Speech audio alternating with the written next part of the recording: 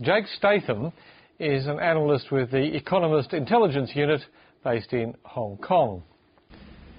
Jake Statham, welcome to the program. Thank you. The markets have made it pretty clear what they think about the election results in France and particularly in Greece. Are they right to be as pessimistic as they are? Well, markets dislike uncertainty, and so really what you're seeing here is just a bit of fallout from the uncertainty. You've got a huge amount of uncertainty in Greece. They don't really know what kind of government they're going to have at all after the very inconclusive elections yesterday. And France, although it's a different situation there, there's some uncertainty as to what kind of president François Hollande will be, whether he'll take economic policy much further to the left and what that will mean for markets. But we've seen this sort of uncertainty before. As if you remember, there was a lot of concern late in 2011 whether this was, the end of the Eurozone.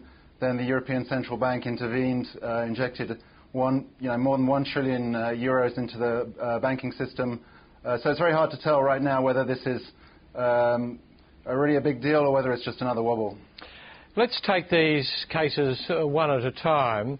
Greece first. What does the rush by voters to the extreme right and extreme left in Greece tell us about the way forward there or not, and particularly too the desertion of the major parties? What does it say about whether or not the chances of a major debt default by Greece have now increased considerably?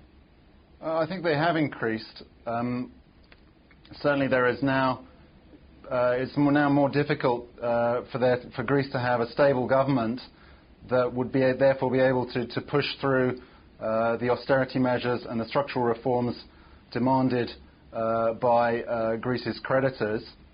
And if you remember, Greece's latest bailout package in March, which prevented a disorderly default and a banking collapse, had huge strings attached.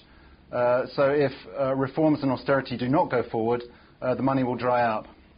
And does that then produce yet again the danger of contagion, that if Greece defaults in a disorderly fashion on its commitments, that the impact then spreads back through the other vulnerable European nations? I'm thinking of places like Spain and Ireland, for example.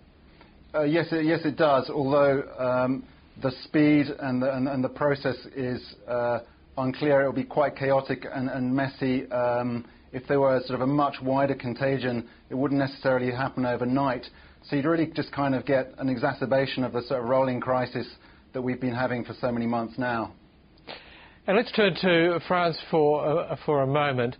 François Hollande says he rejects austerity and wants to go for growth.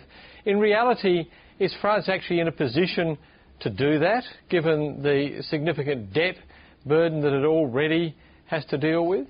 That's a good question. François Hollande, the way he's been talking, he's certainly doing a good impression of a classic tax and spend French socialist. But in reality, that doesn't necessarily mean that we're going to see a period of fiscal recklessness. For one thing, Mr. Hollande has promised to balance the budget by 2017. That's actually just a year later than Nicolas Sarkozy was promising. So, okay, maybe, in fact, almost certainly some of Mr. Hollande's numbers are a bit optimistic, but there's still a commitment in principle to the broad thrust of fiscal consolidation. The other part of that is markets just won't tolerate an excessive increase in spending. Mr. Hollande is well aware of that, so he'll have to keep those plans in check. French public debt is already at record levels, about 86% of GDP. Public spending is France is one of the highest levels of public spending in the world, so its capacity to really do more by just spending is quite limited. That may be the reality of the situation, but given the campaign rhetoric of both rounds of the French presidential election campaign and the fact that there are legislative elections coming up in France in a couple of months, isn't it the case that if he doesn't carry through in some form with the rhetoric, and pretty rapidly, that the voters are going to take a fairly vicious attitude towards his government in a fairly short space of time? It's true. He does face a tricky period very soon after taking office.